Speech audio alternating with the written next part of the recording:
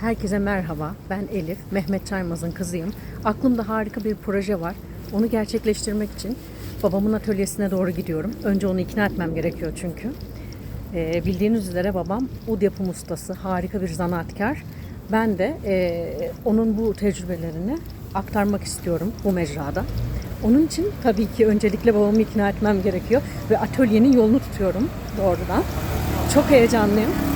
Bu heyecanı sizlerle paylaşıyorum önce. Bakalım ikna edebilecek miyim? Şöyle bir şey, babam çabuk karar değiştirebilir. Evet dediğine hayır da diyebilir bir an ama ben onu ikna edeceğime inanıyorum. Ve hemen hızlı adımlarla atölyeye doğru yola koyuluyorum. Makinenin sesi geliyordur şu an.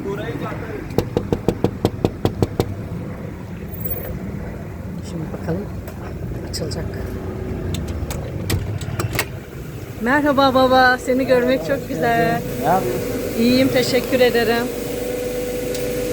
Makineyi kapatayım mı? Evet. Şimdi ikna etmeye çalışacağım. Bakayım ikna olacak mı? Bu çok önemli. Şimdi şu an ne yapıyorsun baba? Şu anda udun kelebeğinin tesviyesini yapıyorum.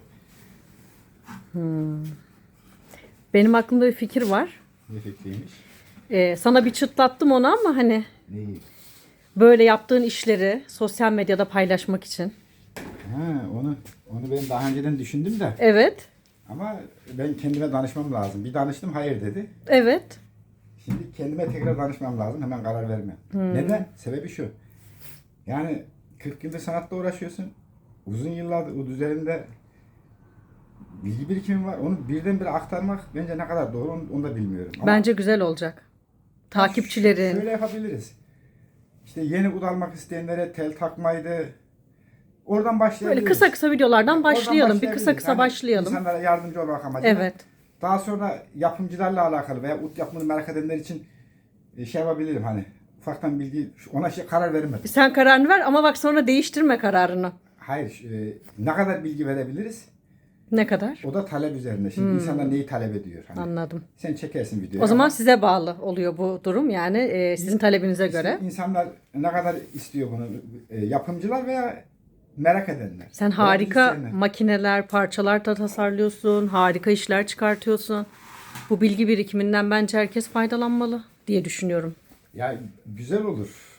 Hani, Faydalı olur bence. ama, Güzel olur.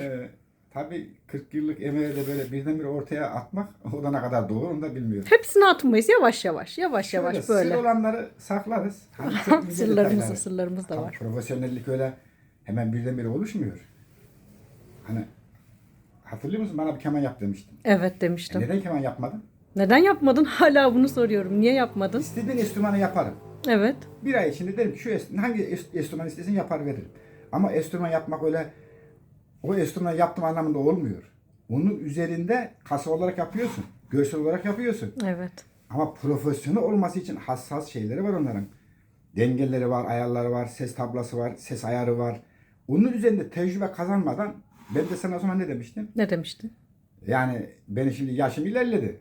Şimdi o tecrübeyi edinmek için böyle 5-6 yıl daha harcayacak zamanım yok demiştim. Yoksa evet. enstrüman yapmak sorun değil. İstediğim enstrümanı yaparsın ama uzmanlık ayrı bir şeydir bakın. Enstrüman üzerinde uzmanlaşacağı zaman her enstrüman üzerinde en az bir 7 yıl 10 yıl böyle zaman ister. Mesela Biz ufaktan başlarız. 5 yıl bağlama yaptım diyelim. Ud yaptım. Sonra uda geçtim. Şimdi ud üzerindeki ilk zaman ud yapıyordum. Ama hassas detaylarını bilmiyordum mesela. O da zaman içerisinde kazanılan bir tecrübedir. Hemen olacak bir şey değildir o. Udular çalacak. Eskileri bildirecek. Düşün şey gibi. Profesyonel ud yapmak lüks araba yapmak gibi bir şey. Yani Evet. yarış arabası yapmak gibi bir şeydir. Şimdi o zaman ne yapacağız? Biz küçük küçük başlayalım. Evet. Gelen taleplere göre de hareket ederiz zaten. Ya o da olabilir. Bence güzel olacak. Yani Ben inanıyorum. insanlara Hani Ben inanıyorum çok yardımcı güzel olmak olacak. güzeldir. İnsanlar bazen hani bilgiye ulaşamaz. Evet. Hani o bilgiyi işte ud nasıl olmalıdır?